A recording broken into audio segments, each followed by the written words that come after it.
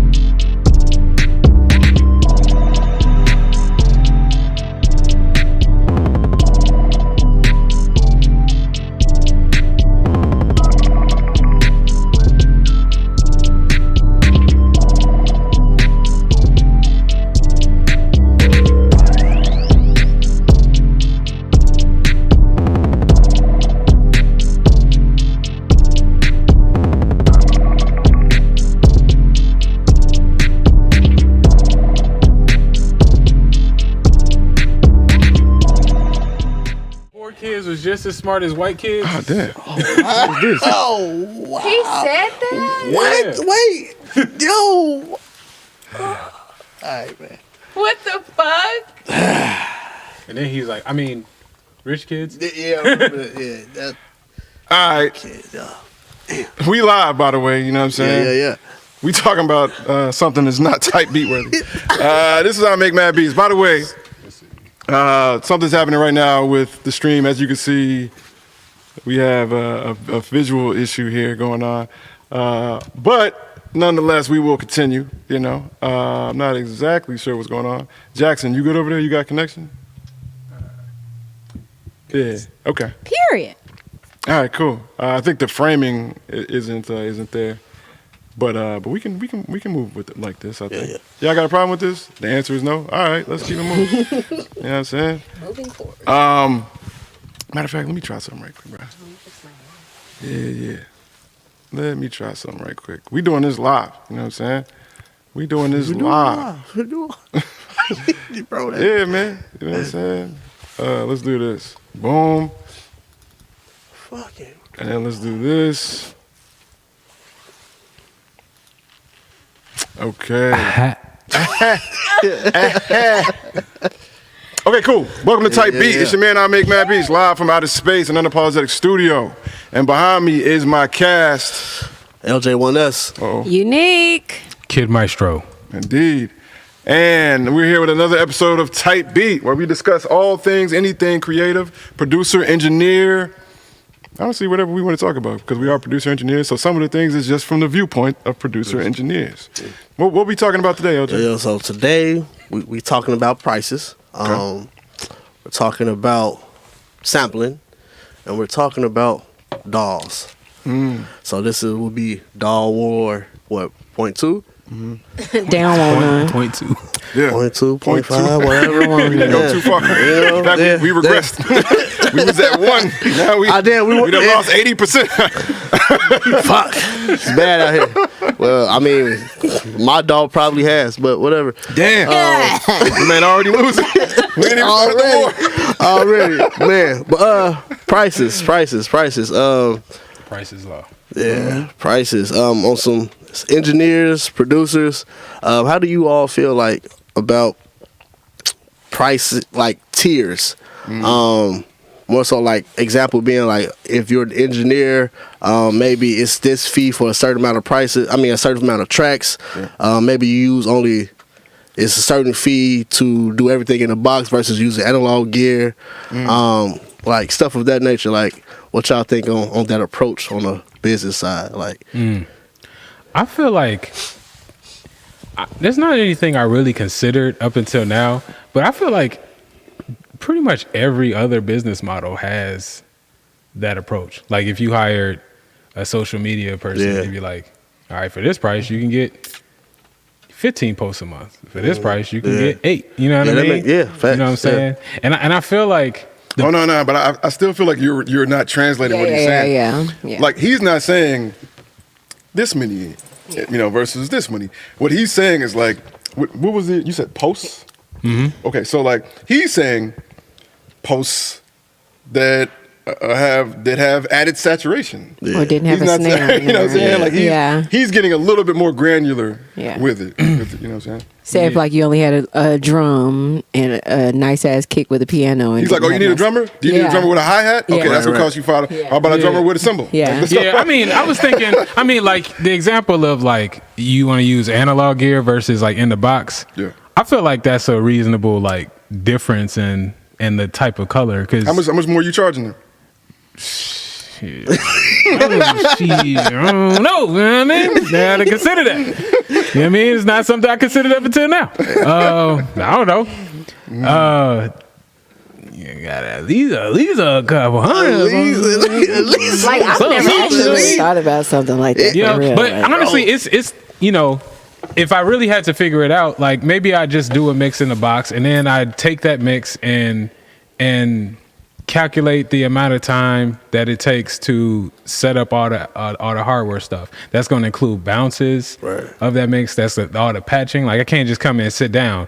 Stuff got to warm up. You know what I'm saying? There's wear and tear on your gear the more you use it. Like all of those things, it matters. like add up. So I could just take the time, right? Figure out a rate, right, and then add on potential wear and tear. You know what I'm saying? Like a rental fee. Like I don't, so that would probably be how I figure that out. But, I think it's definitely that specific example. Now, if you're talking about like, all right, I'm going to do a mix. Well, I'm only going to do a vocal mix. Mix on the vocals and leave the beat alone. But if you want more, I'll charge more. Crazy, but I mean, I get it, but that's wild. But I think, I mean, I understand it though. I feel like you would have to be able to like you would have to have the brand or be working with somebody like so desperate to work with you. I feel like that they wouldn't understand the process, or like the results have to be like so undeniable. Crazy, Like just the vocal mix got to be like ain't nobody like else doing crazy. this. You know what I mean? You can't get this anywhere else. You know, I feel that's like how I there has feel to be like that even with like vocal production, like I didn't really think of that whole concept until now, as well as you kids. So I was just like, but come to think of it, like say if somebody just they got a harmony or whatever, I'd be like, oh, I want you to add this ad lib on here, you know what I'm saying, or add this kind of sound on here, like. Yeah, I could see myself charging extra just to even have to go back into the studio for one, and I have to pay for studio time because they don't know if I'm getting free studio time or not. Or, you know, I would hope they paying for it if it's there. No, that's what I'm saying. Like these are the things that would come within the extra charges that I would put on top of This is funny, like because as an engineer and producer, I feel like most artists look at us and already feel like we're getting over, right? Absolutely. Yet the artists like let's talk about it, man. But like you were just saying, real. But like you were just saying, like as a vocal producer, like you're gonna charge differently for what they're looking for and what they need. Right. I feel like that should be the equivalent of of what we do, because like again. It requires more. We have to have the knowledge to do these things.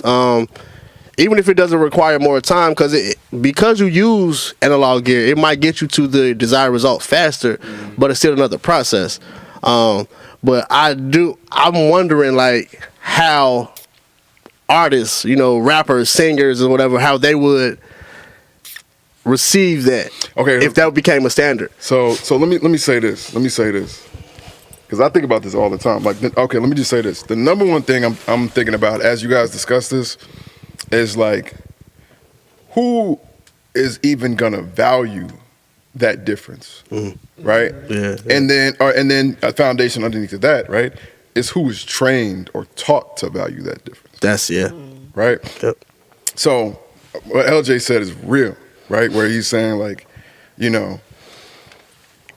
I do think that particularly in the sector of rap, right? There are artists that feel like producers and engineers for charging even what is decent, right? Like not even what we deserve, right?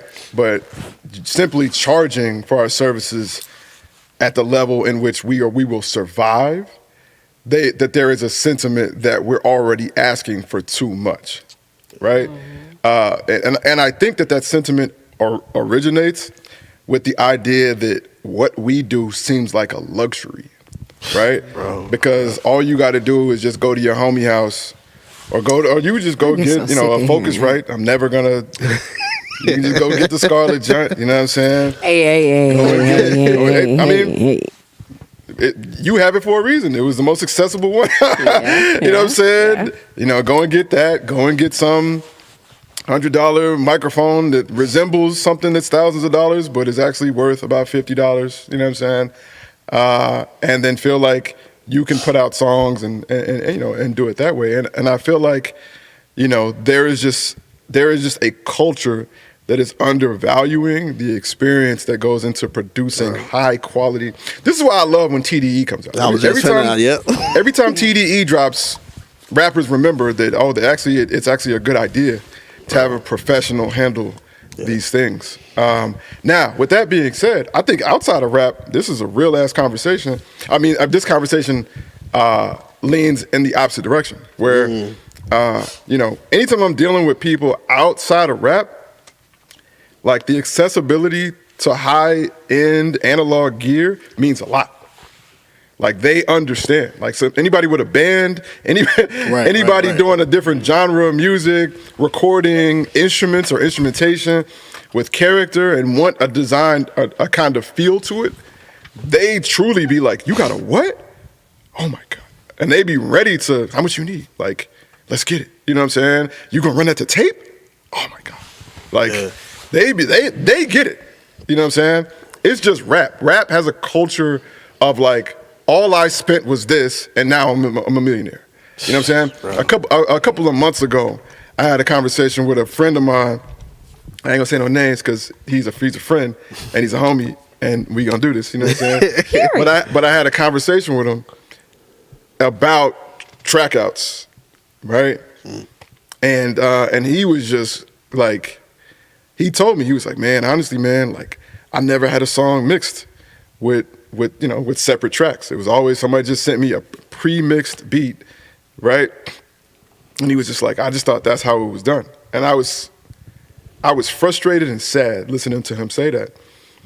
That in 2024, with as much information as flying around, right, as much live studio access to how to seeing how things are mixed, how the professionals really do it, and what sets them apart from you and your crib, right?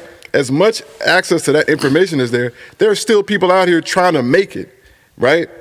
And they're saying they're competing, but are not doing the things necessary to compete, right? That made me sad. And I'm not even saying that you at least got to know it's got to be done. You don't necessarily have to do it. You know what I'm saying? But you got to know, like, all right, if I do it this way, I'm competing with 6 trillion people. If I invest a little bit more, I'm competing with 6 million people. That's a big difference. Yeah. Right? That's a big difference in you cutting through and your song actually getting to an audience that's going to listen to you right after they listen to Travis. And it's going to sound like this makes sense. Yep. You know what I'm saying? And so it's just getting people to value those things. And I just said, man, like, just stay around, bro, because like I really feel like if you're really trying to go there, and I remember he even started breaking down, like he was like, yeah, man, and to get the track outs, it's gonna run me like another $50, and then this and this and this, and and then I was just thinking like another 50, bro. You're trying to be a famous rapper. You're trying to be a multimillionaire, and it's a problem to get the track outs that's going to cost you another $50. And I just think that there's a level of like delusion, when it comes to this, or just ignorance. And I mean that in the most positive way. I mean, you just don't know, And that, based off of just that story, like the fact that he didn't understand that process lets me know, like when it comes to truly investing in the engineering side of it, or even the production side of it, like they won't get it, especially with what we're talking about. Like if I told you, like, all right, well, this is the base fee, I'm gonna run it through Isotope or whatever, versus this is the fee when I'm like, I'm gonna really be detailed and give you the exclusive. I think that's what my question is, like, because I feel like there is a wide range of examples of what can be considered tiers, right? So in the box versus analog, that is a tier that makes sense to me. A 2-track mix versus a stemmed out mix is a tier that makes sense to me. But like when you say run it through Isotope versus get detailed, what exactly do you mean? I'm more so talking about, like I said, the inner box versus analog. I'm just using Isotope as because. But I guess what I'm saying is like, because another example, to explain the example was like, okay, I'm gonna give you a post, I'm a social media post, but I'm gonna make sure the audio is at an audible level. Right. You know what I'm saying? Like. So what I'm saying is, like, some stuff should just be included. So I guess when it comes to like producer engineering, like, what is an example of like a tier that you think doesn't make sense that you've been seeing? You know what I mean? Like, are people saying, yo, I'll mix this, but I won't mix the instrumental. I'll only mix the vocal. Like, like. No, that's what I'm saying. Like, that's crazy. You want to put your name on that? Like. People, but that's what I'm saying. Like I feel like that's part of the culture now, especially once people got, because of the AI mixing and mastering now. Like, oh yeah, but I'll mix show stuff. Like I remember a dude showed me, I forgot what was the software he had, He's like, yeah, man, I charged like an extra $200 to master the song, and all he did was legit put the master into like. I know what you're Yeah, but there was no detail. There was no trying to check the levels. It was like, yeah, I just turned this on, this preset, and it sounds better, and that's cool. Like, I will say AI does have some kind of mastering. I forget what it's called, but I've heard somebody actually use that before, to where all they have to do is take a mixed song and place it through the program, and they'll master it for you. But even with that, like, there's still steps in it. Like with Lander, you still have different options of what type of master you want this to be. Like this guy legit, it looked like it was just the standard preset. He just basically threw it in this template and it just made it louder.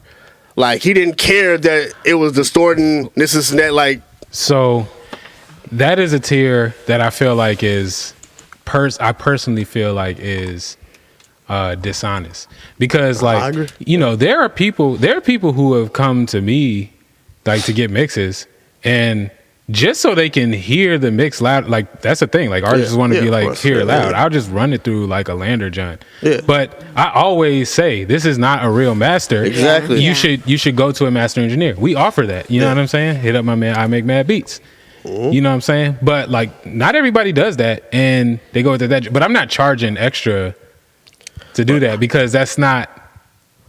Like, but that's not a skill. To you, that's how we, you know, that's how we approach it. That's how we look at it. But on the business model, like there are people that do that. You know, like I do think that's kind of getting over though. Like in a sense, like because, like I was saying earlier, like certain things should just come with it. Like say if I brought the production in with the track outs, I brought the vocals in with the track outs, but the only thing that they said they were going to mix was my vocals when I've given them every track out. Why would they say that though? That's what I'm wondering. I can't imagine the scenario where it's like, oh, you brought the track outs with the beats too? Yo, we falling back on that. We just got you on vocals. Yeah, like I guess that's what I'm trying to figure. Is that like a tier? That's what I'm saying. Is that a tier? Like that would be fucked up if they did me like that. And I'm like, I gave you the whole like. Nah, they gonna hit you with whole shebang right here. Like, you know, I'm only mixing 15 tracks. These next 3 I can't do shit with. Like that'd be fucked up. Okay, so track number. All right. I don't think do y'all feel like when a artist comes to you, is like, okay, I want to mix. Let's just say it's an R&B singer, right? Okay. And they come in, they want to get their song mixed, but they've stacked like 200. Yeah, it's like, you know how vocals you know how like it be every jump be stacked, but then the stacks also be their own set of tracks. So each word stack is their own set of tracks, and then you don't go further down the timeline and keep the same alto tenor throughout. It's just another stack of 4. You know what I'm saying, for each jump. That adds up. Like, so what is y'all's like? Do y'all have like a certain track number, or do y'all? Because I've never really tiered that out. Like it just this is this is just a bigger song. You know what I'm saying? I get this that. This is something I'm just gonna have to spend more time on, which means I'm basically making less on it. Yeah. Well, then you would charge by the hour after that. I would say you would add more to the hourly pay that you were getting. Well, I don't really charge hourly for a mix. Really? Yeah. How do you charge for a mix? So to me, it's a mix of things. I feel like it starts with a base pay hourly, right?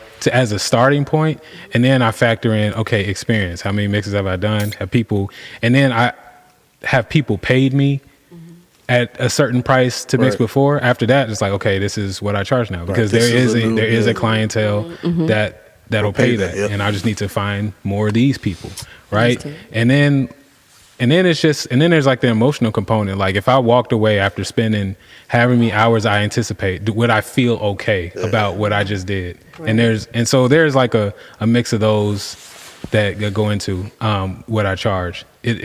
A part of that is like who it is and what I feel like the final product / the relationship being built through that partnership will yield down the future. So there's a mix of things, but I would say those are like the factors that go into what I decide to charge for a mix. Do I feel like doing it in the first? Is this something that I'm looking forward to doing anyway? Right. You know what I'm saying? And if I got to take time away from what I want to do, you know what I mean? That Like, matters. I feel that. I feel that. Yeah, I do never I need really the money? right. Yeah, I never really Right. thought about like the STEM thing as far as how many tracks, but I feel like that's important because those tracks do add up. And then I think another thing to point out, it depends on how professional and organized this artist or the previous engineer was, like the recording engineer, why they are important. Because now that determines if I have to go through and like vocal line all these vocals up and DS everything, whatever, like how much time do I really have to spend on these vocals? Were they recorded right? Am I fixing the problem versus just mixing? And so to me, I feel like if you have experience having to deal with that when it comes to getting a mix out that you feel is happy with, if you know that has included, editing, Right. and cleaning up and all that kind of stuff, I feel like you gotta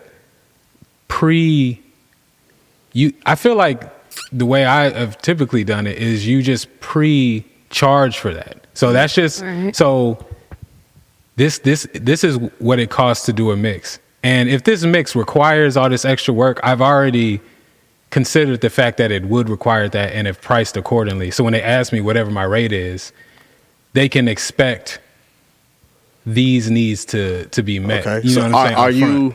are you looking at the session before you give them the price? Usually not. Because And that's what I'm saying. So you give them the fee and you get the session, and now it's the I biggest. I think that'd be kind of messed you've up ever though worked. if you do look at a session and then determine your price off of that. Well, how? If we're talking about stems and I mean, you stuff could, of that Yes, nature, maybe like you could that- listen to the song, Yeah, but looking I at would the listen. session. Yeah, that would be kind of like highway robbery. You're kind of cheating them before you know what I'm saying. If you have a set price of what your mixes are for whatever they are for, that should be what it is. I don't think someone should open up someone's session and be like, "Oh, damn, I got to do all this." Nah, But fam, that- you gonna okay, have to. but that's- you gonna have to. that's what I'm saying. Like, if you give me a session and I already give you a fee, but then I open the session and it's a lot more than what I guess initially envisioned. Now that's taking more time for me, more things of other things I got to work on. So that's what I'm saying. So how would you feel versus me giving you this upfront fee? If I looked at the session, I would know Have you exactly worked what it's with going this to be. Have you worked with either No, that I'm person? not or even looking at that. I'm just looking at a business transaction situation. Yeah. And that's what I'm saying. Like you give me a session. I look at the session. I see how many tracks there are. I'm like, okay, based on how many tracks and what it's going to take for me, this is how much it is. Versus me giving you a fee. I'm not sure how big the session is. I open the session, then I got to come back like, all right, this is going to take more time. So this is going to require X amount more money for me to finish this song. So even if you've either worked with that person before or have worked with those kinds of people, if that's your clientele, I could see you like trying to add on. No. What else was I gonna say? When you have a set price, and I could see if you worked with those kinds of people that like a Marco, for example. Marco coming in with no less than 150 tracks. You know what I'm saying? Are you going to charge him more than what you would charge somebody that didn't have that many tracks but still needed to be mixed in the same capacity as Marco's stuff? Or would you charge Marco more because he has more tracks, although you're mixing his stuff the same way you would mix the person that's not that doesn't have that many tracks? I don't think you should be mixing them the same anyway. But in that scenario, I feel like if we're talking about how many stems you have, then I feel like there is in that scenario it has to be a different price because it's gonna take up more time. No matter if you put it in the same system or whatever the case may be, if there's more tracks, it's going to take up more time. That's just how it is. Let me throw out a counter argument to that. Like, I generally agree that if there's more tracks, there's going to be more time taken. But I don't think that is all the time, and here's why. It just depends on like who you are as a mixing engineer. Sure. So like, yeah, I think in the edit, there's more tracks means more time.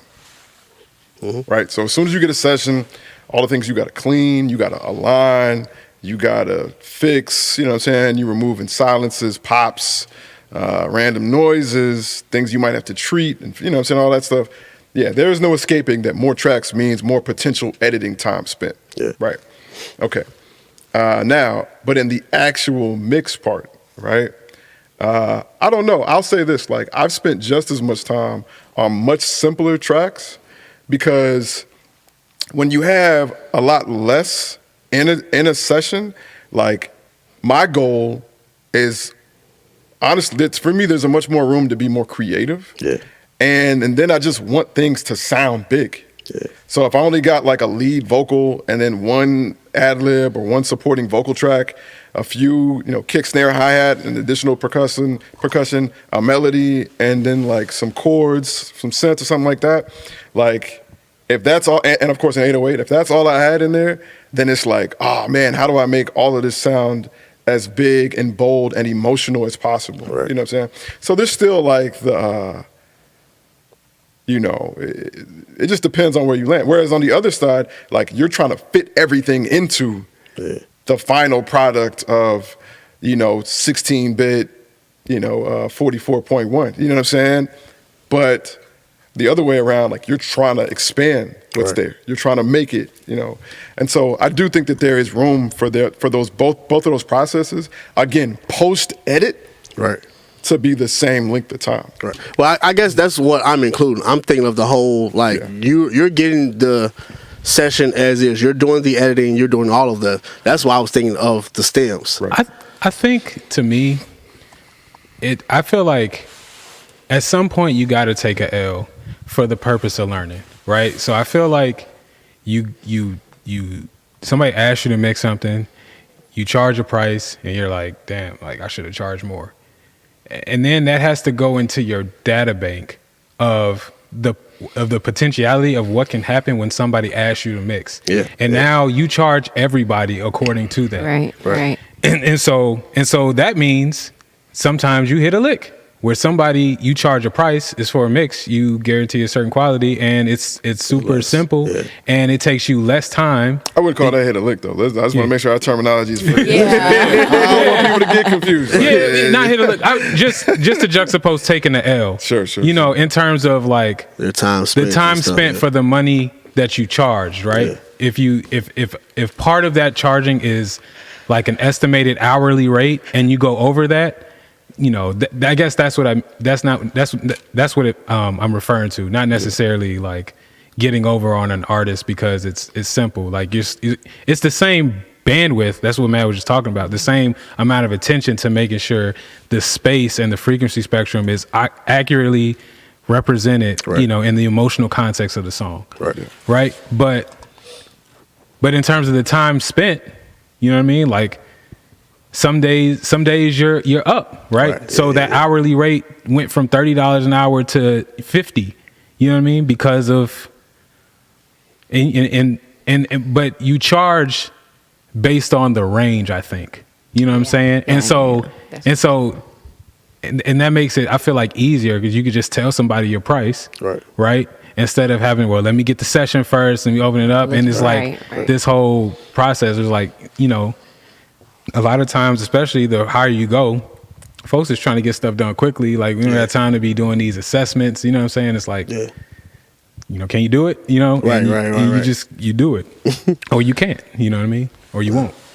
So I feel like it's, you got to do mixes and then see like, okay, this is kind of the junk. And then like when you talk about editing, like, I feel like this isn't a problem somebody like Michael Brower has because he has an assistant that handles that, but he has to pay that assistant. Yeah, so I mean, I feel like you could think of it as like, I have an assistant on retainer. That assistant happens to be just you, right? But just thinking about it, like I have an assistant on retainer that I pay a certain amount to handle the editing process, so I get mixes in a certain way, and I could just go right, and that's something you charge for. Oh yeah, was you about to say something? Oh, I'm good. So I feel like tiers, when it comes to like track count, I agree that if it's a large, if you're working with an orchestra, I feel like Yeah, that's different. that is just gonna take more for me. It's just gonna take more work because I'm also my assistant. Right. Yeah. You know what I'm saying? So that's gonna be. I'm automatically thinking that's just a higher fee than Right. in general, but for the types of mixes I mostly do, I feel like I would just put that in a category. So orchestral junts, I was just it's just gonna gonna ask be you. Yeah, like yeah, yeah. it's a different thing altogether. I was just gonna ask, like, so do you charge by the genre? I feel like that would be closer. That's not it though. But that, Yeah. Yeah, I that's was- not it though. But that's much Yeah. closer for sure. Yeah. Yeah. That's interesting. Yeah, I definitely feel like, it's not, it's funny because the way we used to do this back in the day, it was a lot easier because you would just charge by the room, and the room was set up like, in other words, right. like we would do Studio D, right? You would Right. charge by the room, but I've Studio seen D that. can only record one Yeah. vocal. Yeah. Right. Right. And if you got Studio A, either you were a major label with a whole bunch of money Yep. to blow, Yep. or you were a band, a choir, something. Yeah. You know what I'm saying? That makes sense. And so that that deciding factor was based off the room. And now, we have studios like ours where rooms can handle a variety of things, and and we're more likely to deal with clientele who is just want to do a vocal, but they want to do it in Andromeda. They want to do it here, and so it's just it. I'll be honest with you, man. Whenever I think about pricing, and like all of that stuff is like, it's semi-stressful. I wouldn't say it's stressful because I've had actual real stress in my life. Yeah. But it's leaning in that direction. All because like the thing that's just made all of this worse is like inflation and trying to be accessible to people you feel like your services need to be accessible to. You know what I'm saying? Yeah. Because we could turn up on all this and charge hundreds of dollars for this, thousands of dollars for that. And then anybody who lives near us or grew up like us Won't or have was in access. circumstances we was in a couple years ago won't be able to afford us. Yeah. Yeah. You know what I'm saying? And we be servicing, either only major label corporations or people who probably would be afraid to drive down the neighborhoods we grew up in. Literally. Yeah.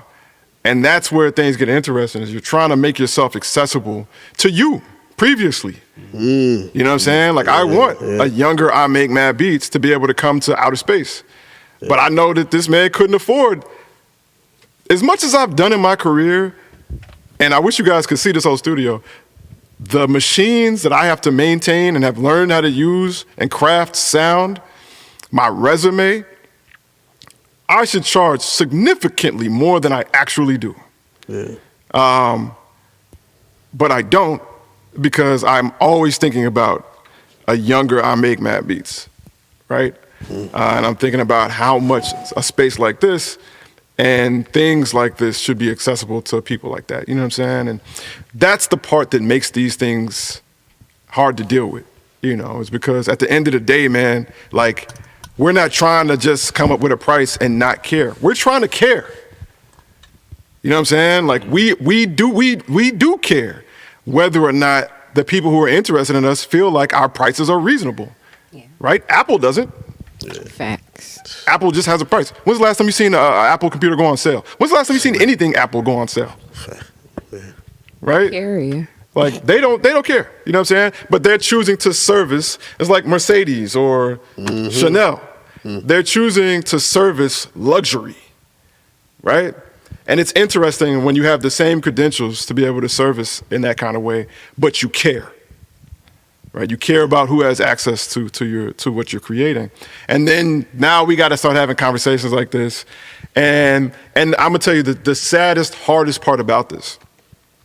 The saddest, hardest part about this is like, you could charge $200 an hour. And then you're like, nah, I'm just gonna charge $85 an hour. And then there's somebody still mad at you. There's somebody still mad at you for cutting your price down 60-something%. Bro, that And then you're trying to figure out how to maintain the availability of this place and of scenario. And honestly, how to give access to somebody with this level of experience, right? You know, it's tough, man. It's tough, you know. And that's the thing is like sometimes I wish I was like an evil capitalist because then I just wouldn't care. You know, I would be like, oh, inflation, everybody's prices are going up. Bet, so is mine. Who cares? Nah. Speaking on like that is difficult, especially when you've, like you said, you're running a business, you have a family, you're dealing with inflation, and you know, you of course you got your people that you want to build with, you want to create what you love, working with, whatever. But it's like, yo, I'm trying to scale my business. I'm actually trying to survive during this. I'm trying to be a business, you know. Right. But people still be looking for the homie prices, and it's like, bro, I can't live that way. You know, it don't be on some like, you know, fuck you or nothing. It's like I'm literally just I'm trying to live, bro, and move the needle. To be completely honest with that, you know, I thought you was gonna lie. Got my bad. Yeah. Now that you're being completely honest, I'm listening. A lot of times, man, I agree with everything you're saying, and bro, I've given away so many services just to people because I rock with. Yeah. So you know, I get it. But honestly, bro, part of the argument, not the argument, but part of the conversation is it includes for me the like, you know, the sense of entitlement when, like you said, when people be mad at you for your prices. They really be mad. And no, legit. And bro, it be like, fam, like, bro, do you understand? Do you understand that if you truly felt like we should be doing this for the love, we should be trying to quote unquote, you know what I'm saying, build with you specifically, right? Or we should, you know, just get it all on the back end or whatever. Do you understand that is not a hard sell when you're going at it, when it's clear that you're going to get there regardless? That's not a hard sell. That's not difficult to convince a group of producers or engineers to work with you when it's clear you're next. When it's clear you're putting in the work. When it's clear you're not playing. Let them know, Kel. Bro, that's it. That's the real. But if you complain about these prices, then what else are you? Exactly. How you do anything is how you do everything. Absolutely, That's man. it, If this is too expensive for you, then what are you doing about marketing? What are you doing about branding? What are you doing about going on tour? If all of that is going to be too expensive too, then you're not going to get there. So why are we having this conversation? It's not for you. Absolutely. Absolutely. If you look like you're going to get there, trust me, people are going to want to rock with you. But if you complaining over, if you the dude, let me get one rib, dude, you're not going to get there.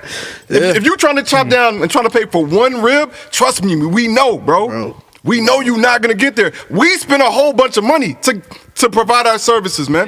If you're not willing to do the same for your services, you're not going to build a legit business, a.k.a. be a rap star. It's not going to happen. Period. That's a fact. Or a singer. Absolutely. The first thing you got to do is invest in yourself. And then when it looks like you're afraid to invest in yourself, it looks like where you're going to go is limited. Or always looking for a handout or an opportunity. Absolutely. Yeah, bro. Absolutely. But again, like you said, man, people are going to be mad regardless. I've had people, and I've spoken on this before, like, I've given free sessions, production, I'm engineering everything and whatever, like only thing I'm asking you for is just something on the engineering side because I know how much time it's going to take. And people still feel away. It's like, bro, if I charge you every step of the way, bro, it would be different. Like, fam, okay, let's record on your equipment.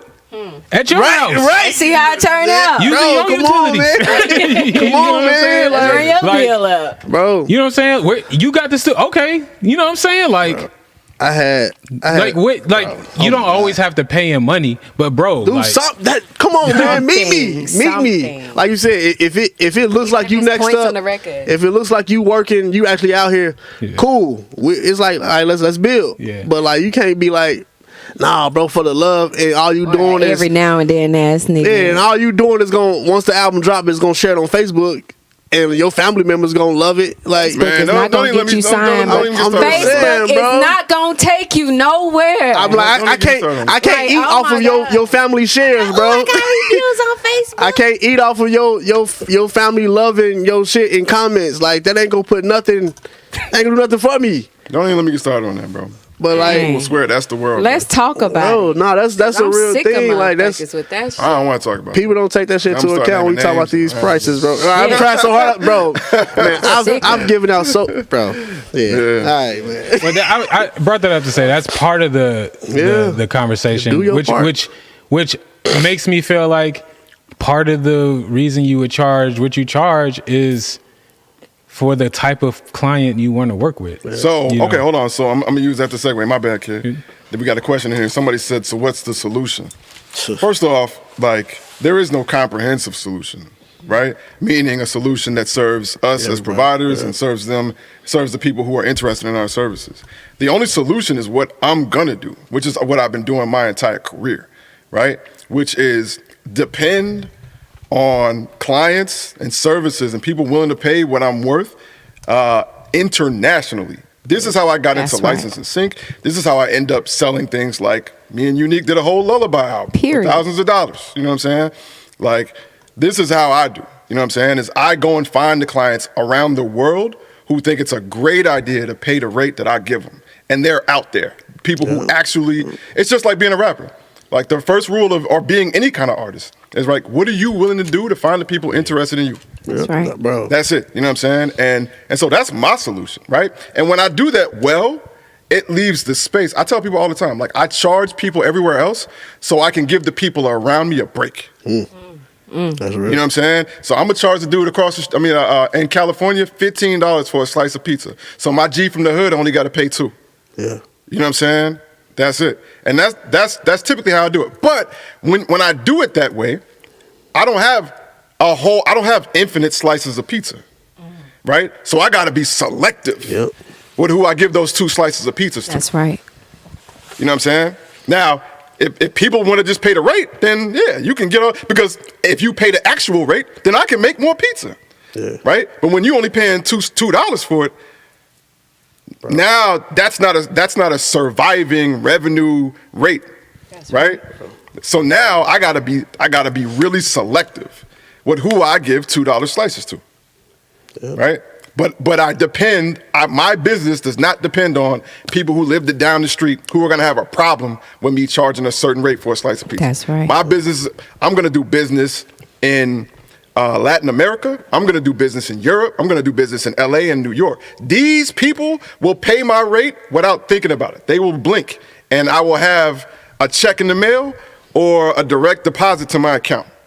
Because those people are serious. It's not a game. And in fact, my rate living in Memphis is probably a steal for them, dealing with the same people who provide the same services where they are. Yeah. Yep. That's my solution. And it works. Look at where we are.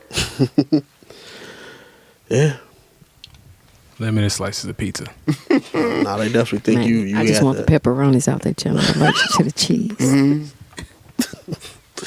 All right, man. I guess we moving on to the next topic. Love y'all, man.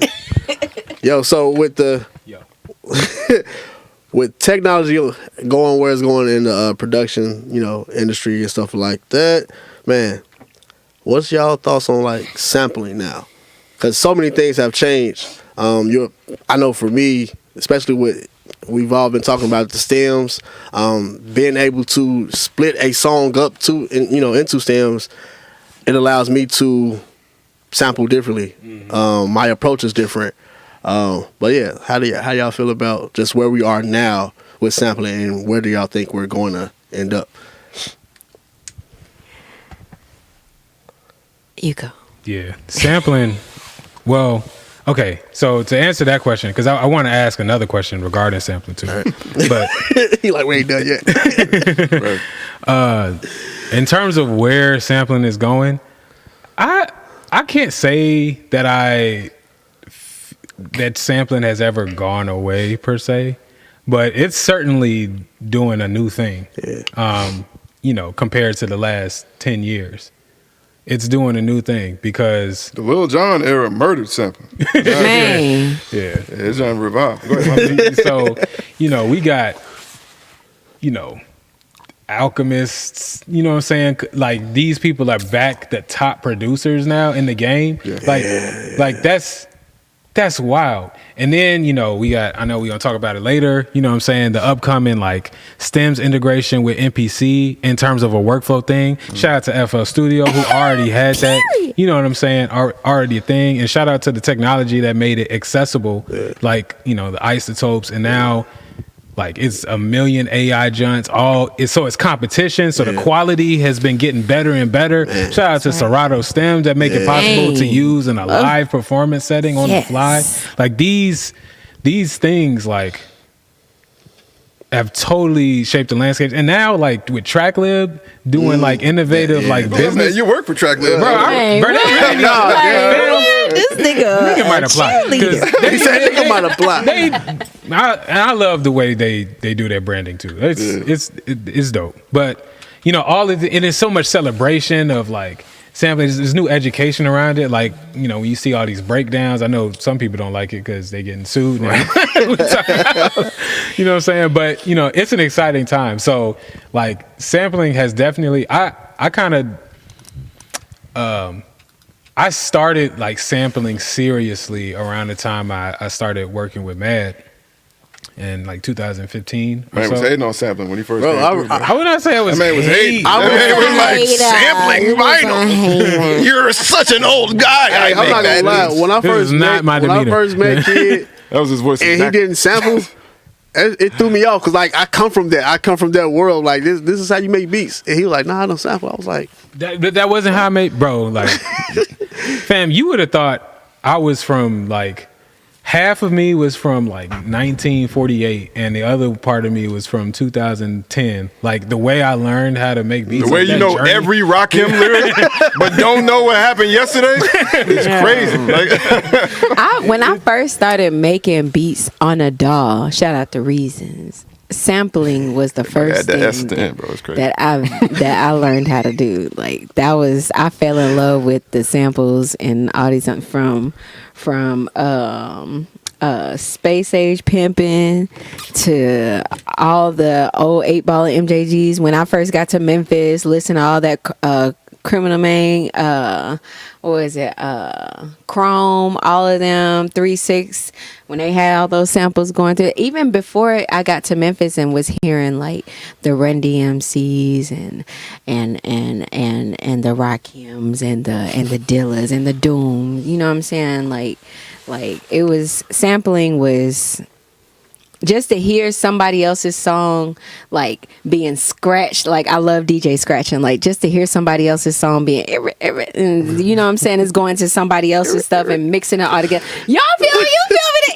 No, but it was a beautiful feeling, like for real, and especially when it had a good bounce to it. Yeah. Like shout out to Ninth Wonder and Jay Dilla for being like one of my favorite people, two of my favorite people when it comes to like making a groove out of somebody else's song, like taking somebody else's song and making it their own groove. I think one of the things I think about this topic, sampling in general, what sampling looks like and where it's going to go, I feel like the most understated thing, but it ain't going to be understated from your boy because I really do this, you know what I'm saying?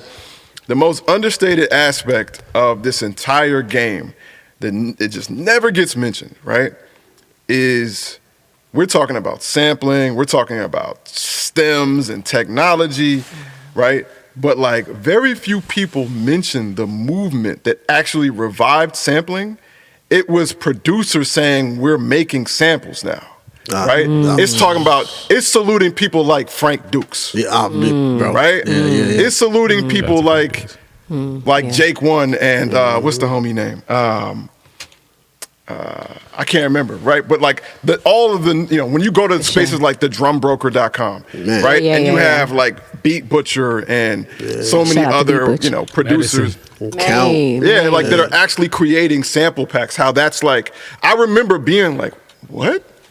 People are making your samples. mind. Why don't you just make the beat? But you're, you know what I'm saying? But you're actually making sounds for others, and what that's done regarding collaborations, what that's done regarding like creating a clearer lane for sampling, right? Because like, you know, you got to look at it. When sampling first started, you know, we were negotiating, publishing, and everything else with people who had no idea sampling was even going to happen. Right? Yeah. And then now you have musicians who are like, no, we're specifically like, they're outlining the terms of things from the start and making it easy for you to decide whether or not you want to do this or not.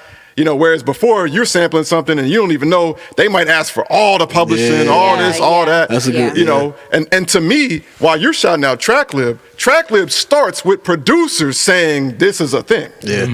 Right? Yeah. Like Splice starts with producers saying this is a thing we're willing to do. You know what I'm saying? I feel like I feel like I gotta give shout out to Illmind. Illmind genius at that. Illmind was the first to, in my opinion. Illmind, like, okay, so Illmind was not the Illmind, to me, was the first producer to do that with drums, right? So you had drum packs coming out, but they were drummers, right? Like actual drummers just recording their drums, whatever, blah, blah, blah. But to have like somebody you know had a beat machine and was using his ability to texture sounds, right?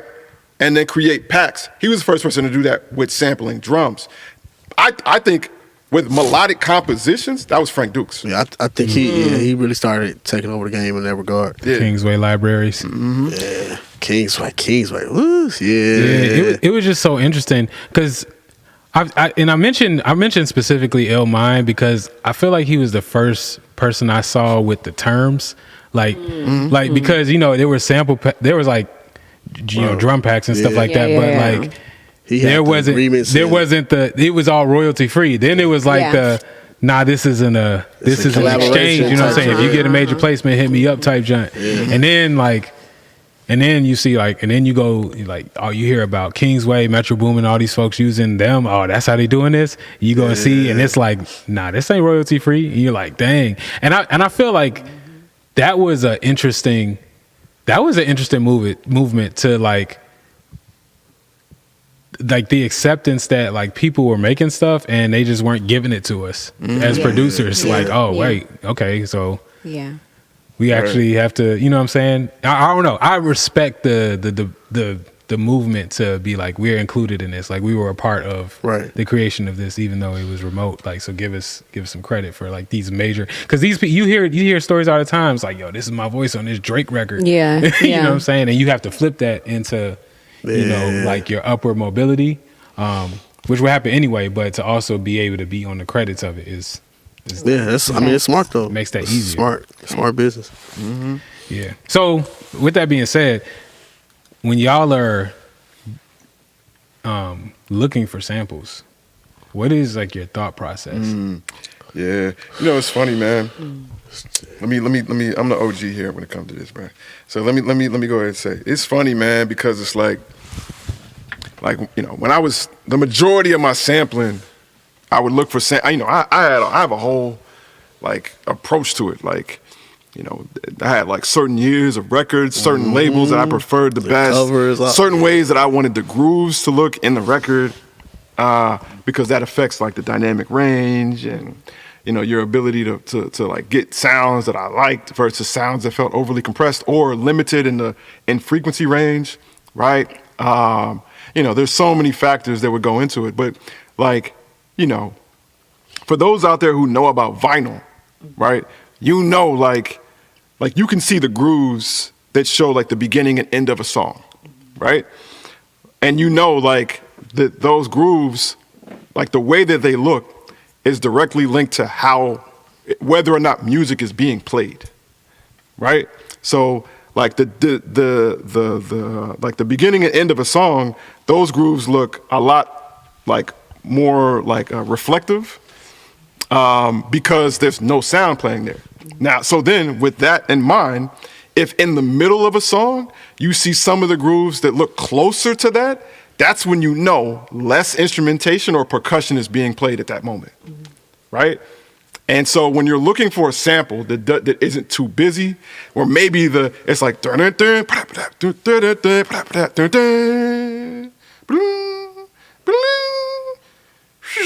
like that moment, that groove is gonna look lighter than the surrounding grooves, right?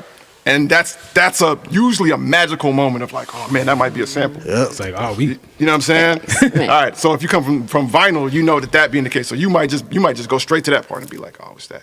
You know what I'm saying? Now outside of that, man, I'll tell you this, and this is something that is super dope. Like it's like when you listen to music from the 60s, 50s, and sometimes the early 70s, where a lot of times they just didn't have the technical ability, maybe the multi-tracking ability, or maybe even the right tape machines to truly multi-track in the way that they wanted to. And so that they were panning left and right in an extreme way. Drums would be on all the way to the left with effects, horns and pianos be all the way to the right, right? And it's like, you're getting that separation, right? And so when you're listening to samples, you're like, hold on, bro. I'll go to my Neve mixer. I'll mute the left and be like, oh, the horns is over here by themselves with no vocals and no drums? Oh, that's crazy. I'm about to sample that. You know what I'm saying? And you would just look for that in music. Because at the end of the day, man, there are a million techniques like attack and release and chopping on the transient so that way you can control the transient. But at the end of the day, man, the most attractive samples were the ones that didn't have much percussion going on. So that way you could set the tempo and the rhythm of what's about to happen next. Right. Right. Okay. With all of that being said, not sure how much that applies anymore. I'll say, man, like I am looking forward. I have Serato sample. Me too. Just in like what I've been able to do, bro. I have thousands of records. You know what I'm saying? And I feel like I got to go through all of them all over again. I feel like anything is a sample now. Like the fact that I might like previously I might have decided to not sample something because of how busy it was and how much things was going on. Man. Now it's a different story. Yeah. And I'm gonna be super real. And this is where I give a very specific shout out to Akai. Big shout out to Serato Sample and Isotope and even FL for leading the way in the charge of like implementing these things. But the way Akai is doing it / about to do it is about to change the game. Like the fact that I can literally pull up beats that I made 15 years ago, right? And now a beat I made 15 years ago, now I can press a button and whatever was on that pad, I can separate those layers. It's crazy. Man. I'm just crazy. Like, my next crates are just gonna be my old beats. Right. Man. Yeah. It's already chopped up. Now I just want to get the strings. Like That shit's so lit. it's about to be crazy. Yeah. I don't even know how I chop right now. We gonna find out. It's different. It's different. Yeah. What did y'all thought process when listening to samples? Like, all right, you wanting to sample something. Like, how do you listen to it? My sentiments are for the Serato sample. When Neen put me on the Serato sample, like I was sampling before. You know what I'm saying? I was sampling like Sly 6 or some shit like that. You know what I'm saying? And I would want to separate my stems. I would want to like hear the drums or get this certain melody and a certain piano, or even get someone's voice and turn it into, a melody that I want for another song. But I never could do it. And, when they came up with the stem separation in FL, I was still struggling on how to figure out how to do the stem separation in FL. So I was like, well, let me use Serato sample and just get a feel of how it feels or whatnot. Ended up buying Serato, and now I've gotten NFL, and actually I was like, dang, so this is how I do it. And so it's like now, like Neen was saying, all those like oldie songs that I've wanted to sample from before, even newer ones, I've been just taking my time and just seeing how they would sound differently. I haven't taken my own tracks lately and resampled them lately, but I definitely plan on doing it. I think it's opened up like it's a lot more cleaner to do it nowadays, because you know, like back in the day, like when you were sampling, you could actually hear the punches that it was making on whatever section of the song it was coming in. And now more so it's like you get a more clean feel, you know, you can fade into it more so, you know what I'm saying? Like it's a lot more that you can do with sampling. And I literally go by how I'm feeling on when I'm choosing what sample I want to use, like for like what if I'm doing it for a specific song, or if I'm just doing it to just create a melody loop track or something like that. Yeah, you know what I'm saying. I know it's definitely changed for me because of the stem separation, and more so now. Like there has been times on this journey where like I would want to sample something, but I knew it would take too much work, or it wouldn't sound like I needed it to sound the way I heard it. You know, because I know the drums are still going to be in there, the snare was going to be sitting in the way of the vocals and stuff like that, and I wanted to texturize it a certain way. But because that snare is there, it threw the whole beat off. Like, but now it's like, bro, I can get the vocals by itself and affect this a certain way, get the melody by itself, affect this a different, like, bro, Hold on, bro. And I'm gonna say that, hey, real quick, man. I'm gonna shout out. All right, man. So look, man. Like I said, man, I have thousands of records. I've been sampling since I was 13 or 12. You know what I'm saying? I'm 800 years old. So, like, it's been a long time. The way Akai is about to implement this. yeah, it's Like, okay, so when you get Serato sample, you can select like, all right, I only want this or I only want that. I just want to take out the drums. I just want to take out the bass. I just want to take out the vocal. Like there's 4 lanes to it, you know, and you can do that. You can choose which one you want, which one you don't want. Cool. With the way Akai is about to do it, not only can you do that for each chop, right? But like you can affect each stem differently. yeah, Right? So it's not just like, okay, I don't want the drums. It's like, no, I want the drums and the piano, but I just want the drums to go through a distortion. Yep. All on the same pad, right? And in fact, I want to turn them down and filter them differently than another layer. It's just an added level of control. It's the kind of control you have like comprehensively, but all the way down to each stem, right? You have a legit mixer for each stem, right? That is a level of control. Bro, I'm still getting used to the fact that I can remove the record cracker. Yeah, bro. Man, You know what I'm saying? man. Like, I'm honestly, bro, I'm gonna keep all the way alive. I told you I'm 800 years old. I'm still getting used to the fact that we got real-time time stretching. and now we can do this? yeah. That's crazy. Do it this fast That shit is because even with that process of like affecting each stem separately, like, you know, with me I have to have another instance of Serato sample and this is that so I can do it that way. But like you're saying, the way stems are set up, well, will be set up, the fact that you can affect each one right there in the same, like, bro, yeah, That's crazy. and it's clean too. It sounds good. Yeah, and the Akai, not only, and the Akai one, again, the update hasn't come out yet, but I've seen the examples. It sounds so clean. amazing. But in that one also, and here's like the thing that I ain't seen nobody talk about, but is ultra real. In the Akai DAW, because you have those stem separations, you know, down to like parameters, you can automate everything I just said. Yeah, That's wild. that's gonna be fun, man. Wow. Control. That's fun. crazy. That'll be fun. I don't think, if y'all don't know what I'm talking about, good, because I'm gonna murder y'all with this. You know what I'm saying? I'm happy that y'all don't know, like, because I'm gonna take advantage of this in a way to where people are gonna ask me, how am I doing this? Yeah. It's gonna be crazy. Man, when you can automate the fucking stems, that shit crazy. It's good job, Akai. Yeah, I mean, I'm gonna have to go and get but- on that okay. truck, man. you know what I'm We saying? get to the last That's all I topic. was just gonna say. This is I feel like We're gonna go 15 minutes more. We're gonna go 15 minutes more because we started a little bit late. Yeah. So yeah, this last Yeah. topic. the Yeah. DAW Dog war, Wars. man. Look, FL for life. Damn, for life, fam. That's really for That's what it life. stands for. No, For life. Right, for life. Damn, you signed life. you signed Your your soul, bro. You in a gang, bro. Full life is a gang That's software. you signed over your soul for that shit. For Life Studio.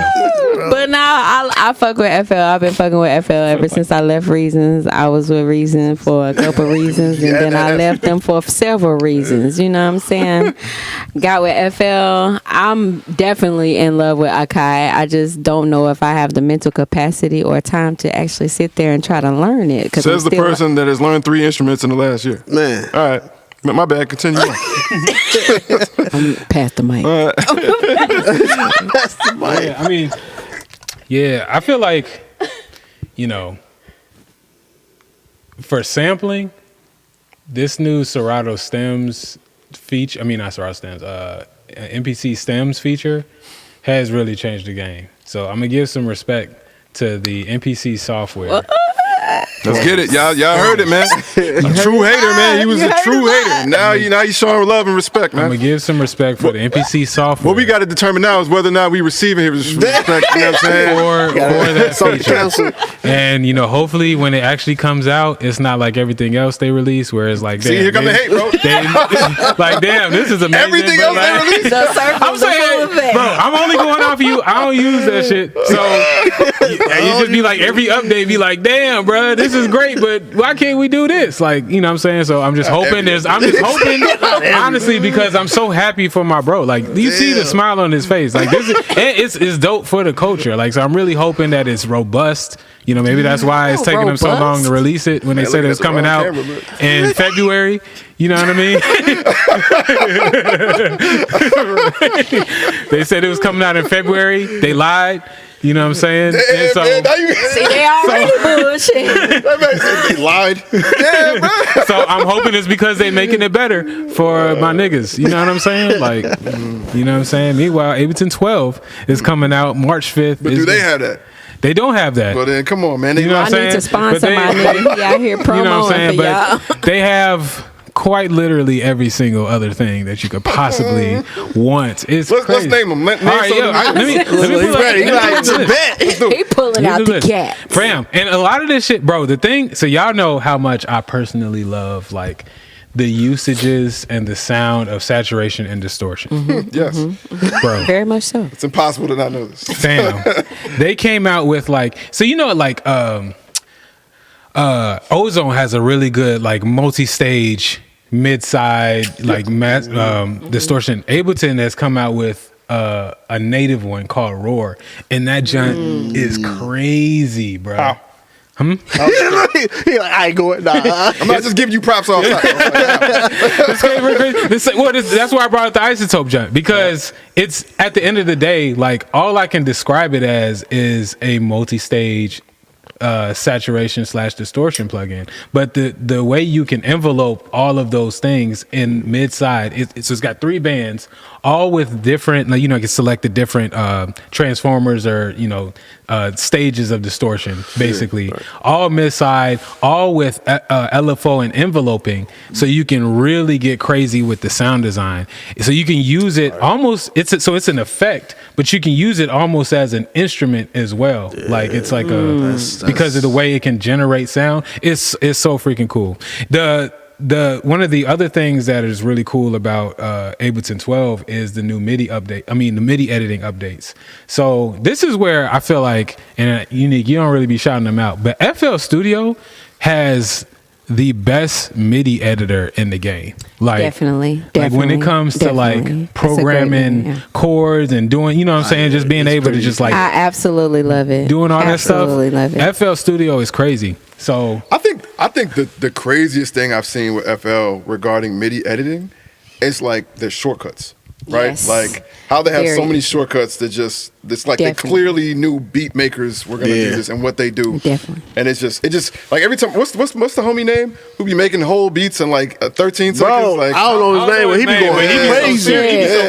Yeah. oh, I did it. Bro, it's- his monitor is up because he be Like, that man is going. Yeah, this man, Yeah, bro, he man, truly, crazy. FL need to hire bro. 'Cause he Nah, really- real facts. shit. speed running beats. Yeah. That's a crazy jump. Period. Just take a beat, let's remake it, and like how fast you can get it. Yeah. It's crazy. Yeah, that's I feel like that's really only a FL Studio kind of competition. Oh yeah, definitely. No, definitely. you can't do that. Nothing else. For sure. I'm with that though. I think I could do some shit like I that. don't know, G. He gonna murder you. I'm very No, hey, confident. no, Like, hey, damn, no, look, shit, hell like, no, hey, damn. hell no, G. I'm not. Fuck Hell no. Rest in peace. Man, I know what I can do. wait. I know what I can do. She's saying that because she never damn. seen dude. Like, You never I seen don't, dude? I don't give a damn. yeah, alright, okay. yeah, I thought you was making an educated judge. All right. nah, you know what I'm G. Exactly. Yeah, I don't know. If she see you gotta see it to know. If she see this nigga, she gonna be like, okay, hold up. But one thing, all right, so shout out to DAW. All right, so we talking about all the features, like the way you can chop samples, the way you can you can scope sound, like all of these things, the way you can program MIDI, like all the compositional parts. But we've discussed this before, and anybody who's serious and does this enough knows how much organization is important in the DAW. So this is one of the things I'm super excited about that's coming out with 12 is all the browser updates.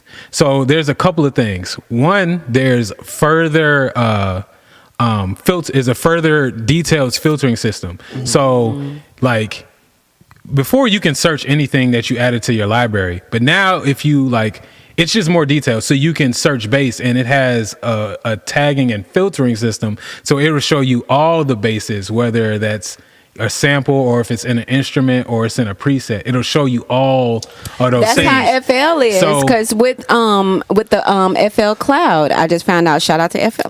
FL killing it right now, but they have a FL Cloud that does pretty much the same thing. Like, I'm dead serious. So what they probably don't have. Man, like, hold on.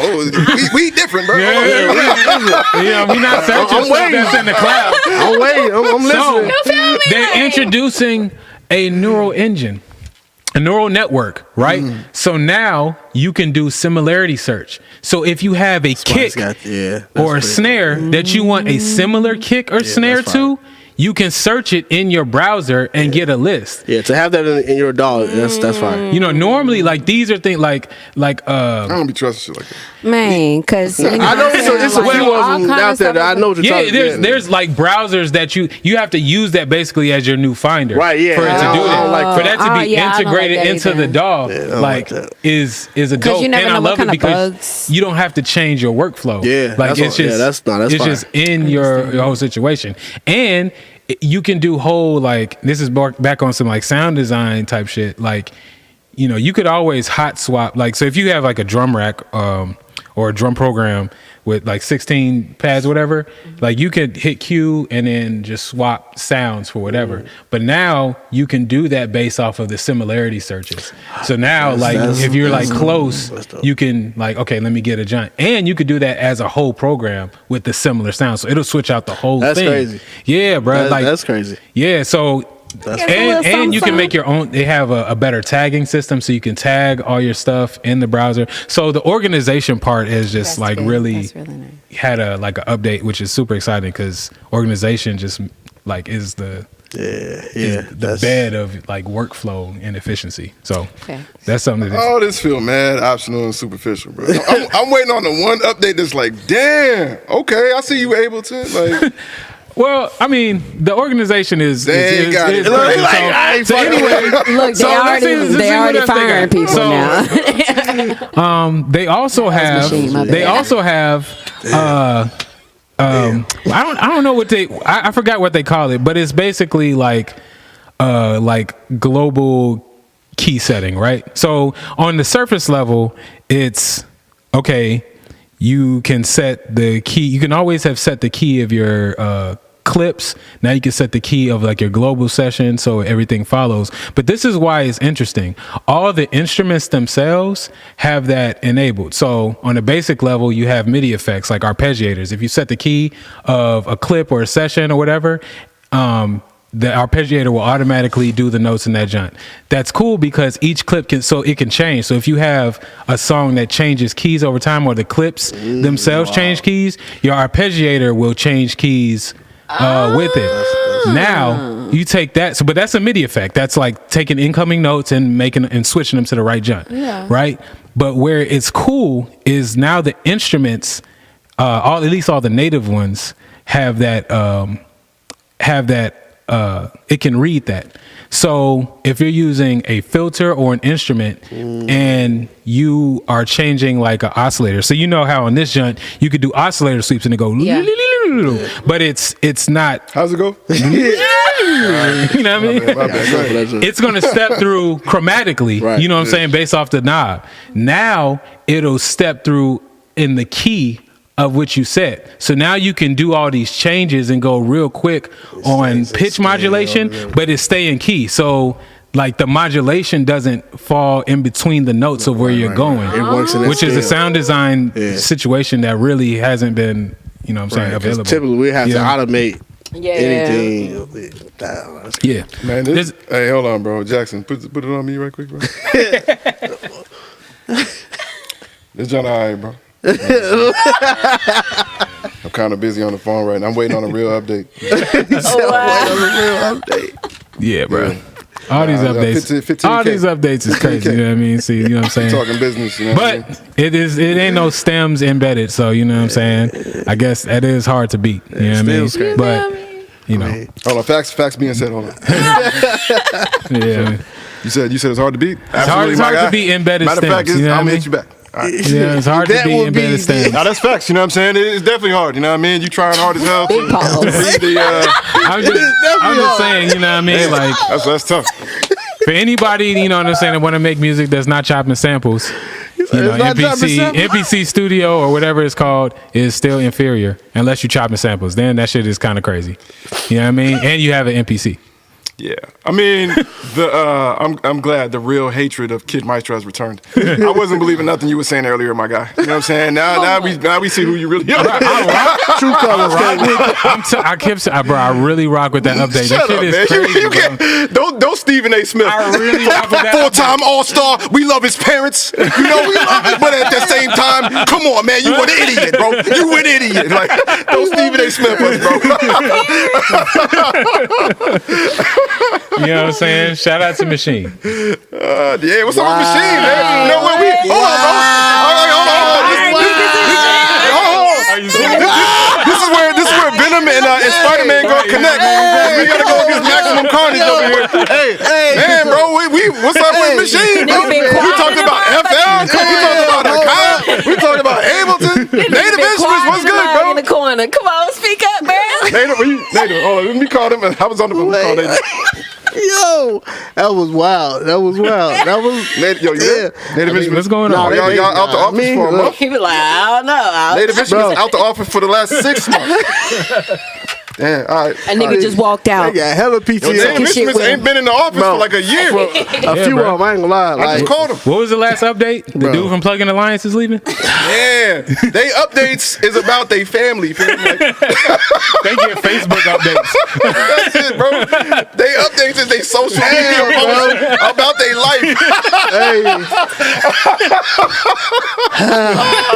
Yo, man, what's going on, Native Instruments? man, Y'all look. really slacking. Y'all was ahead of the game for a while. they were. I can't even be, you know. Yeah. They took over a good 3 years. Don't do Niggas, that. Native They Instruments, wasn't- they ain't been around since the natives, bro. Like, Native Instruments was the premier innovation. Bro, they was the face of innovation in music, bro. Man, look. Is that when you bought into it too? Is that when you bought a machine? When they was the face of innovation? that's it, bro. He got the Man was IES bamboozled. face. Man was hoodwinked.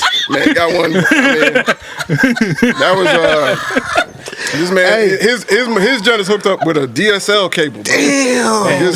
It's with the Man, a VGA jump. Hey, man.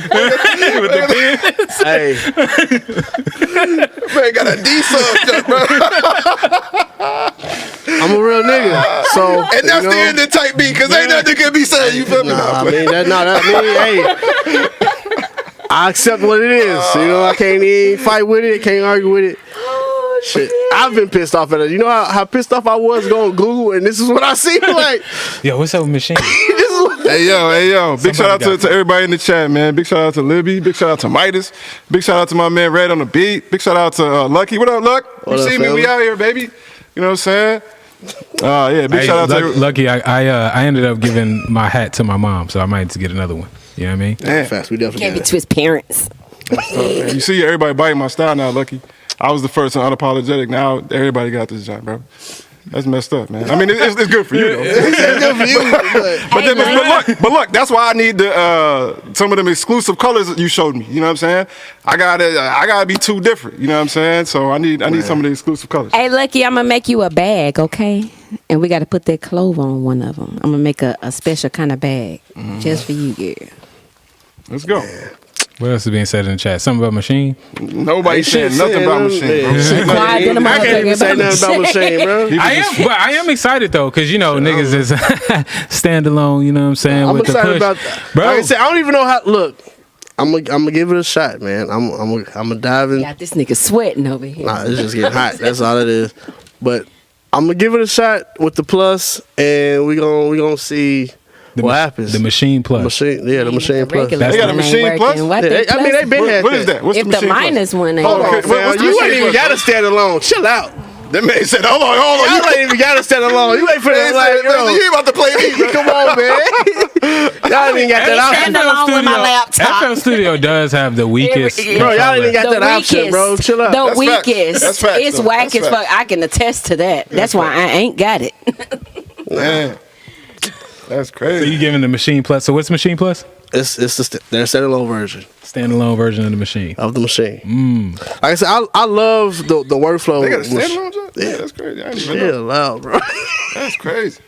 I love the workflow of machine, man. It's just I feel like one of them kids that's standing outside the shop, Standing alone. Yeah, unique. Hey, Bro, yeah, what? yeah, y'all got this. Y'all got a real FL rivalry just going got on. hot, and now you want. I was falling back. I'm FL just got on. FL, No. you just learned about the new shit y'all got. Like, come on, man, don't do that. FL been hot since Ninth Wonder made it hot.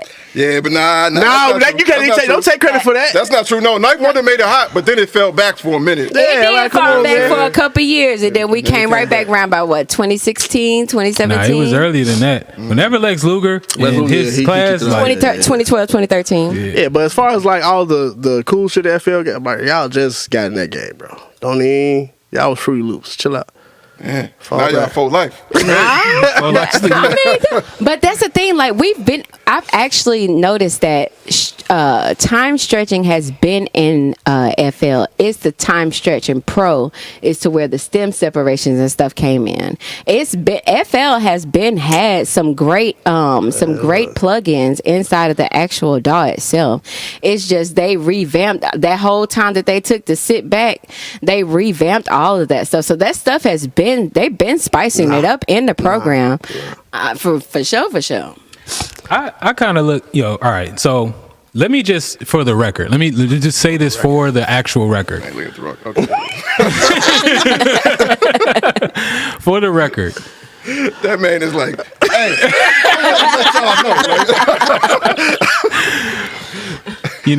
y'all have heard my disdain for Pro Tools, and I stand on it. Here we go with But this. no, let me finish. But I use Pro Tools. It's respectable and useful in a lot of situations. Fine. Okay. Fine. Machine. That man sound like a suburban. Fine. Okay. Fine. Machine. Okay. So Machine. They were the face of innovation. They were. I admit that. I bought a machine. But He really hurt. He traumatized. I really wanted one, though. I bought a machine. I really wanted one. And this is why I'm just not realizing how Machine and Pro Tools messed upness be in cahoots. I bought a machine, brought it home, could not even use it because I had Pro Tools installed on my laptop. There was a bug where if you had Avid, if you had I never heard that. Avid, bro, you remember I That ain't my came first in time with hearing it. that. I heard crazy. that. I heard that. If you had any hardware based software from Native Instruments was not compatible when you had the Avid drivers installed or whatever. And so I had to return it. This was the beginning. This is when I started making beats in Pro Tools for a little bit. I got the I know that was Kai struggling. MPK 249 that I had in that video in the app where me sleeping, that keyboard, that's what I got instead. Right. When I returned it all and then eventually moved to Ableton. But bruh, it's like, Nah, that's crazy. I didn't know fam, that. these types of problems be like, come on, like I'm a young kid trying to get into the like. It's pretty bad. That's wild, Yeah. and so it'd be like those kinds of things that make me it'd be like, bro, what is happening? Nah, Yeah. What is happening? Hold on, man. We need to find that one person to use machine And they- that is like willing to have a real fight. can't- Because LJ is I'm like, not- nah, y'all got it. Bro. I'm a real nigga. I accept what it is. I accept what it is. I'm not finna be here and be like, That was a random statement. hey, Hey, all I gotta say is I'm a real nigga. I'm a real nigga. I accept what it That's is. really the only thing that's important. I can't put up a fight and be like, nah, they got like, nah, they don't. I'm gonna be honest. I can't fake it. I'm gonna be honest, you know. Yeah, I can't- feel you though, bro. I feel I can't, fam, you know. I feel. Hey, That is hilarious, bro. it is what it is. Yo, what happened with the machine studio, like the big The jump? no one really uses it. Was that standalone though? No, it wasn't. It wasn't. I mean, it may have been some updates, but Hold on. I haven't seen them really put any work into that, Do y'all gonna have audio tracks yet? bro. Man, it's time to hey, dog. That's the problem. That's the problem. That was look, legit. The only reason I'm still with Machine is because of the Pro Tools virtual channels. Like, because that was one of my main issues, was like when I'm in sessions, whatever, I'm cooking up, I gotta bounce the beat out and do all this stuff, then throw it in the Pro Tools. disgusting. I hate, bro. I was never a fan of like, even when I had Reason, like the Rewire. I was never really a fan of that process. But the virtual channels, it helped. Yeah. But like, that's one of the main reasons I'm still with Machine, like, cause I actually love the workflow in it. Hold on. We got somebody in here, man. Roderick J. Rod Ship said Machine Gang. Yeah, What's up, brother? Represent, man, because he right rocking now, with Machine. y'all getting murdered, Hey, bro. I look, feel like bro. it ain't nothing, like, what's the point of getting a machine, Like, bro? would you recommend somebody getting into production by a machine? Yeah, right. In 2024, you think they should get a machine? I feel like it depends on what type of producer you are. What kind of I would producer? say an MPC what over kind a of producer machine. would you convince to buy a machine? I would get an MPC over a machine. that over machine. You know what I'm saying? Like, I would get an MPC over a machine. I mean, well, I would say because the MPC, they say they technically don't have stems yet. I'm still rocking with the machine. Now, once stems comes, like, it's bro, hold on. You rocking with audio track Bro. less. You think? Hold on. I'm you still still going to gotta Pro get Tools stems either to be way. better than that? I'm still, because the way I use my shit, I'm still going to Pro Tools either way. Oh, wait, no. That's That's the workaround. We talk about would you? We're not talking about machine and Pro Tools. We're talking about machine. What I'm saying is, Because we're talking about Akai and Pro Tools. Then no, come on, bro. what I'm saying is my workflow. J-Rod, you got to. I enjoy my workflow in the machine. No, I'm saying you said it would depend on the type of producer you are. Like, what type of producer do you recommend buying a machine? But this is what I'm today? saying. Even because if you're a sampling producer, or whatever, they don't have stems yet. I can do that and get my same result with Serato. Right. So it's like, nah. But what if they want to add vocals to that sample? They couldn't do that on your maybe machine. when you want to record an electric guitar. Yeah, or What a you gonna drum do? set. Exactly, bro. I don't want to hear nothing. I don't want to hear nothing. It depends on how much we record it. Music. It depends on how much we record music. No, What are we talking about? You can. You just have to approach it a certain way, and that's the issue. That's the issue. Too much work. No, I agree. Yeah. I agree. That's the issue. That's always been my issue. I get. I feel like, all right, there's limitations to all the workflows. Okay, you know what I'm saying? Like, you know, like with the push, like I can't plug in XLR. I got to get the adapter. I don't have 48 volts like the Machine X. You know what I'm saying? I don't know if the Live has XLR. The NPCX, man. Show respect. My bro. bad. Yeah, that was disrespectful as a mug. That was quite I was disrespectful. like, Bro, I ain't even gonna do that. But I would never do wasn't that gonna to you, say man. You know what I'm saying? My bad.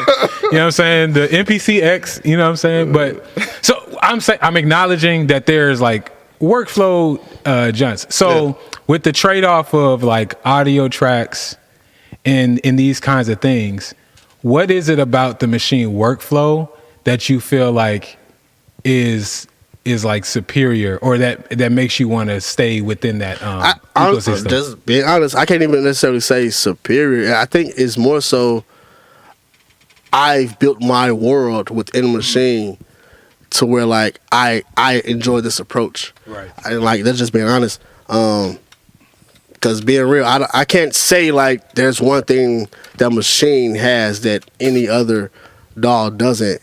You know, and they might do it better.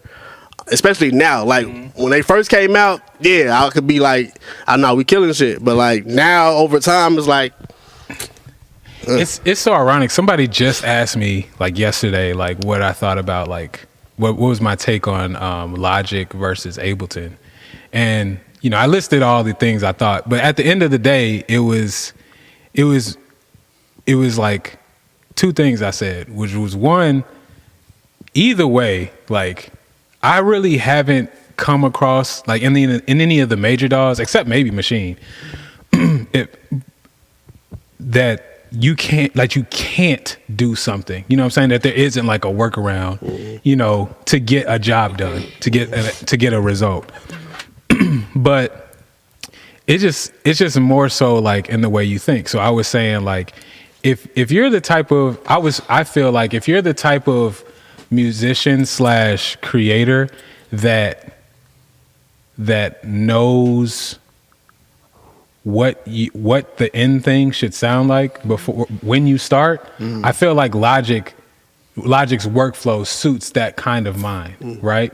A lot easier than Ableton does. If you're the type of person that like, you know, literally comes with a blank slate and is just trying to find something in the process, Ableton allows you to do that in a lot of different directions, you know, and so it's like a mindset thing. So my question to y'all is, what kind of mindset like do you feel like is suited for you guys' DAWs? Yeah. I mean, I think, man, I'll be honest, like, I think pre-MPC-X, it would have been much easier for me to answer that question. But now, I'll say this though. I do think the most experimental DAW is Ableton. And if I'm being honest, like that's why a lot of the criticism early on for Ableton existed, right? It was that, you know, when you create a DAW that fosters experimentation, then you're gonna have a whole bunch of people using it that are exploring but haven't found gold yet. And so every time I heard examples of somebody using Ableton, it just sounded like something wacky and wild that didn't make any sense. And I was just like, I don't know what y'all doing with that, John. You know what I'm saying? Like, y'all just crazy. You know what I'm saying? Y'all just crazy. Yeah, but me, I mean, and it was relatively new at the time, you know what I'm saying? Meanwhile, you got an MPC where it's just like, you know, there's more of a, this is what you do with an MPC, and these are the kinds of things you do with it. And you kind of fall into that when you get one. And so you're more likely to come out with something that feels more familiar and like, okay, this person knows what they're doing, you know? But I will say though, that like, I think historically, when you think of Kai, you're thinking of like choppity chop music. You're thinking of like the home of boom bap, right? You're thinking about the sound of New York hip hop, right? You're thinking about vinyl. You're thinking like people who have MPCs have records and like, you know, and they're sampling. You're not thinking somebody has an MPC and they just use VSTs. You know what I'm saying? Like you're thinking they appreciate sampling, at the very least sample texture, right? Right. Now, with that being said though, how much of a brain do they go in knowing the whole thing? I think because the MPC is more set up with chopping in mind, I don't think people see the whole thing as much as, you know what I'm saying, maybe another DAW. You know what I'm saying? Because like you're gonna chop it up and you're gonna play with those chops on the pads. You know what I'm saying? Right. And see if you can find something. Like that's the whole point. You know, I think more DAWs that don't incorporate like actual hardware with a mouse, you can accomplish the same thing, right? But you're more likely to like find a loop, Right. right? You're more likely to let the sample remain more like its original state, right? But when you chop it up on something where it has pads, you're more likely to make those pads new sounds, and you know what I'm saying? And so it's somewhere in the middle in terms of experimentation. Yeah, I feel that. I feel, and everything that you just named, like Machine can do that. Hey, man, calm down. Nah, I mean they can, and that's what I'm saying. Machine legit is like, and this is why I tell people, Machine is like a combination of a few different DAWs. The only big thing for me that was the issue is, like I said, the audio track. Other than that, I love Machine. Like the workflow and everything, like I love Machine. That was just one big thing with the way that I work that was like it's an issue. And I can, like I said, if Pro Tools never came out with the virtual channels or whatever, I probably would have been gone because that's big in like how I work. But yeah, other than that, man, I love Machine. I love the workflow. But I said I'm going to give the plus a chance, see how that looks, what that feels like. But honestly, but I've been thinking about just as a software, I've been thinking about just Reason. Because I mean, Reason is dope to me, and I love their sounds. And that's another thing too. I feel like with Machine having contact and everything, like that's part of it. Right. And like that's seamless. See, there you go. Now hold on. I was kind of. I'm gonna be real. Like we were kind of bashing you over the head, and I was just thinking to myself, like, yo, he don't even know. He's not even advocating for native instruments the way he could. The way you could, you could say complete control. Yeah, it's crazy. You could talk about the integration between native instruments, the everything that's in contact and complete control, and how that affects your workflow. That stuff is superior. Yeah, that is right. But the issue, and I guess because I've gotten so used to everything else. This is why these things that y'all are talking about, it frustrates me because I'm like, bro, we should have been had this shit. Like, y'all really should have. We should have been, all of those. But the fact, like, again, the contacts and stuff like that, everyone uses native, contact, their instruments, everyone.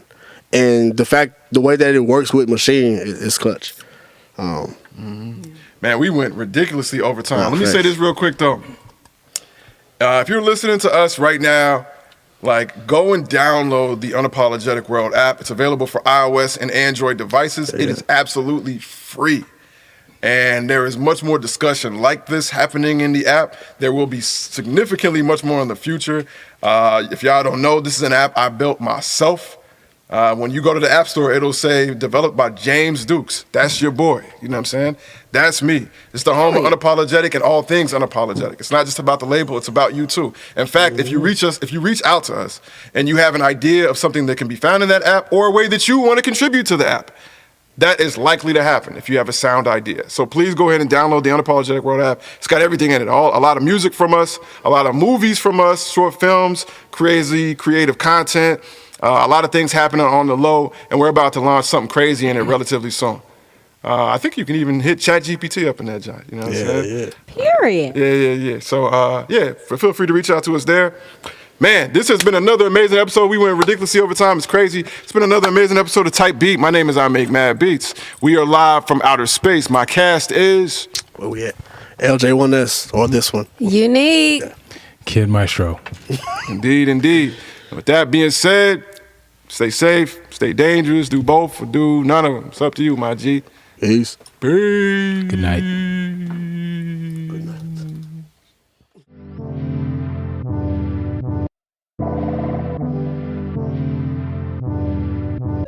Bitch, are you jealous? Oh shit, here we go again.